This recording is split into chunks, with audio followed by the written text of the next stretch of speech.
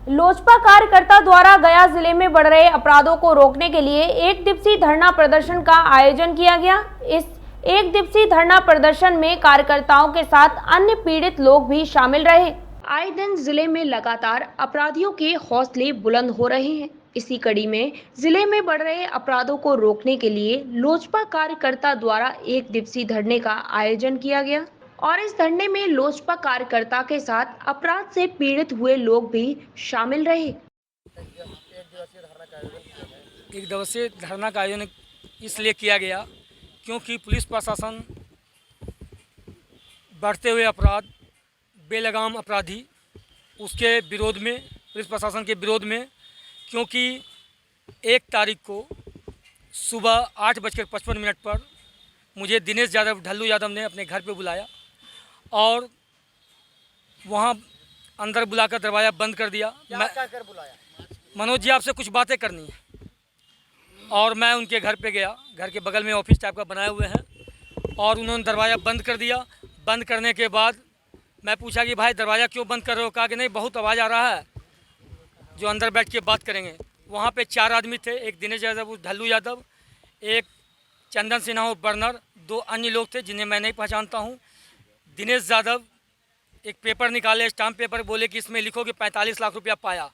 मैं बोला नहीं लिखूँगा, और ना लिखने के तैयार हुआ। उस पर मुझे मारपीट किया गया और उसके बाद जो है कमर से पिस्टल निकाल कर मेरे कनपट्टी में सटा दिया और भद्दी गाली देते हुए कहा कि लिखो 45 लाख रुपया पाया। मैं बोला कि मैं नहीं लिखूँगा, तो चंदन सिंह बर्नर गला में गमछा लगा दिया और बोला दिनेश यादव जो कहते हैं वो लिखो, क्योंकि तुम तो जानते ही हो कि दिनेश यादव है, ना अपना बाप का, ना भाई का, ना माई का, धरती पर किसी का नहीं है। जैसा कहता लिख दो, तुम्हारी हत्या हो जाएगी। दिनेश यादव फिर पिस्टल के बट से मुझे 2 बार मारा। उसके बाद मैं मजबूरन लिखा, अगर नहीं लिखता तो मेरी हत्या हो जाती। और निकलने वक्त दिनेश यादव, ढल्लू यादव ने कहा कि तुम अगर बाहर गए, अगर किसी को कहे तो तुम्हारी हत्या हो जाएगी, 24 घंटे के अंदर हत्या हो जाएगी। मैं जैसे तैसे दौड़ते हुए घर आया और मैं अपने पत्नी और बच्चों को और अगल बगल के लोगों को बोला कि मेरे साथ ये घटना घटी है। तो अगल बगल के लोग बोले कि बहुत निंदनीय घटना घटी है। दोस्त लोग को मैं फ़ोन किया, वो लोग आए। मैं रामपुर थाना गया डरते डरते। उसके बाद थाना पहुंचा। थाना पहुंचने के बाद मैं एप्लीकेशन दिया कि भाई मेरे साथ ऐसी ऐसी घटना घटी है, FIR दर्ज कीजिए। मुझे थोड़ा देर बैठा गया, उसके बाद एप्लीकेशन लिया गया।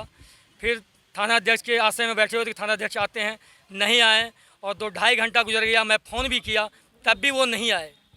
उसके बाद अपराधी खुलेआम घूमते रहा। रात में मैं फ़ोन किया कि अभी तक जो है मेरा FIR दर्ज हुआ कि नहीं? बोला हाँ दर्ज हो गया, जाके कोर्ट से तुम निकाल दो। FIR कॉपी थाना से नहीं मिला? थाना से FIR कॉपी नहीं मिला, कोर्ट से मुझे नेट से निकालना पड़ा। और उसके बाद जो है अपराधी का तरह तरह के लोगों का फ़ोन आने लगा। कुछ लोग आके धमकाया भी, घर पे भी कुछ लोग आया कि नहीं केस उठा लो, नहीं तुम्हारा हत्या हो जाएगा, जानते हो कैसा आदमी है। मैं सोच लिया कि मुझे मरना है ही। मैं अति पिछड़ा का बेटा हूँ, बनिया हूँ पेशे से। मैं जानता हूँ कि आज मैं अगर उसके साथ कंप्रोमाइज़ करूँगा तो कल भी मेरे साथ यही घटना घटेगी, और मैं जानता हूँ आज न कल वो मेरा हत्या कर देगा, क्योंकि वो पेशेवर हत्यारा है, कई केस से संलिप्त है। मेरे पड़ोस में ही बगल के पड़ोसी के पास बम चलाया था, 2017 में भी घटा था, शराब कांड में ही फंसा। उनका मेन मुख्य धंधा है हथियार बेचने का, चंदन सिंह बर्नर का काम है शराब बेचने का। क्या चाहते हैं? मैं पुलिस प्रशासन से, पदाधिकारी से मैं चाहता हूं कि अतिशीघ्र गिरफ्तार किया जाए दिनेश यादव, ढल्लू यादव को और चंदन सिंह बर्नर को। अगर नहीं गिरफ्तार करती है तो मेरी हत्या हो जाएगी। और आए दिन तो एक घटना घट ही रहा है, जैसे मनोज चंद्रवंशी जी की गुरारू में हत्या हुई और उन पासवान की कटारी में हत्या हुई, तो जाहिर सी बात है मेरा भी हत्या होगा। और मैं, अगर मेरी हत्या होती है तो इसकी जवाबदारी पुलिस प्रशासन की होगी, क्योंकि पुलिस प्रशासन का संरक्षण है। और जो मेरा IU है राजेश कुमार, वो भी अपराधी से मिला हुआ है। जो थाना अध्यक्ष रवि जी हैं, वो भी रामपुर थाना के, वो भी अपराधियों से मिला हुआ है। मैं चाहता हूं कि उन्हें बर्खास्त किया जाए। अगर यही हाल रहेगा तो इसी ढंग से अति पिछड़ा मरते रहेगा। जनता जो मजलूम है उसको कभी उसको इंसाफ नहीं मिलेगा। जब मैं इतने बड़े पोस्ट पर हूँ, लोजपा का राष्ट्रीय महासचिव हूँ, तब तो मेरे साथ घटना होने के बाद भी प्रशासन क्या कहती है, अभी आपका हत्या नहीं हुआ, अभी आप ठीक ठाक है ना? ऐसे बोलता है। हाँ, सीधी सी बात है, और कोई कार्रवाई नहीं हुई। एसएसपी यहाँ भी गया, मैं अपने जिलाध्यक्ष के साथ, दिलीप बाबू के साथ 3 घंटा बैठा, एसएसपी भी नहीं आए। मैं उनके आवास पर गया और वहाँ जो है मेरे जिलाध्यक्ष जी वहाँ लिख के दिए, और अभी तक कोई कार्रवाई नहीं हुई। मेरे साथ कभी भी घटना घट सकती है, अगर हमारी हत्या होती है उसके जिम्मेवार पूर्ण रूपेण से दिनेश यादव होगा, और कुछ लोग बैक डोर से भी उसमें हैं। पर्चे दीजिए। मेरा नाम मनोज कुमार है, अति पीड़ा प्रकोष्ठ का राष्ट्रीय महासचिव हूँ, रामविलास पार्टी का। जिस तरह से घटनाएं घट रही है, ये कहीं पहलू नीतीश जी का था कि हम सुशासन देंगे। अब इनका सुशासन समाप्त हो चुका है।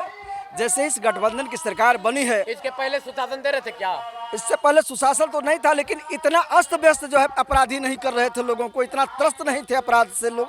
लेकिन आज जिस तरह से अपराधी त्रस्त कर रहा है लोगों को, आप देखिएगा तो अरवल में भी घटनाएं घटी, नवादा की घटनाएं घटी, यही गया जिला के इमामगंज में हुए, दलित महिला को जिंदा जला दिया गया, अरुण पासवान को बिल्कुल सुबह जो है हत्याग्रह में कर दिया गया, इनको जो है ज़बरदस्ती पकड़ कर 45 लाख के स्टाम्प पर जो है सिग्नेचर करवा लिया गया। तो ये सारा कुछ जो है इस सरकार के गठबंधन में सरकार जो बनी है, उस सरकार का भी ये झांकी है। जिस दिन इनकी फुल फ्लेज सरकार बनेगी, उस दिन तांडव एक तरह से होगा। इसलिए हम मांग करते हैं बिहार में कि बिहार सरकार को बर्खास्त करके यहाँ राष्ट्रपति शासन लागू हो, ताकि तमाम लोगों को जो है कानून व्यवस्था समझ में आए। धन्यवाद। मैं रंजन पासवान। जिस तरह बिहार में नीतीश और राजद सरकार ने मिल करके जो गुंडा प्रवृत्ति का राज चलाने का काम कर रही है, आए दिन घटनाएं बिहार में आपराधिक घटनाएं घट रही हैं, उसी के संदर्भ में आज एक घटना हमारे पार्टी के अति पिछड़ा प्रकोष्ठ के राष्ट्रीय महासचिव मनोज जी के साथ भी घटी है, जिसमें इनके ही मोहल्ले के कुछ असामाजिक तत्वों के द्वारा इनके साथ जबरन रंगदारी और हत्या करने का प्रयास किया गया है। इसके विरोध में इन्होंने रामपुर थाना में लिखित रूप में कार्रवाई करने की मांग की। एफआईआर होने के बावजूद भी थाना अध्यक्ष की मिलीभगत के चलते अभी तक दोषियों को गिरफ्तार नहीं किया गया है। कितना दिन बीत गया है? 1 जनवरी कितना लगभग 1 मार्च लगभग 25 दिन बीत चुका है। अभी तक अपराधियों को गिरफ्तार नहीं किया गया है। हम लोग चाहते हैं कि तत्कालीन रामपुर थाना अध्यक्ष को पहले बर्खास्त किया जाए और दोषियों को अति शीघ्र पकड़ करके कारावास में डाला जाए और कार्रवाई की जाए। अन्यथा हम लोग जनशक्ति पार्टी रामविलास के कार्यकर्ता नेता लोग सड़क पे उतरने का काम करेंगे, अगर हमारे राष्ट्रीय स्तर के नेताओं को इंसाफ नहीं मिलेगा तो।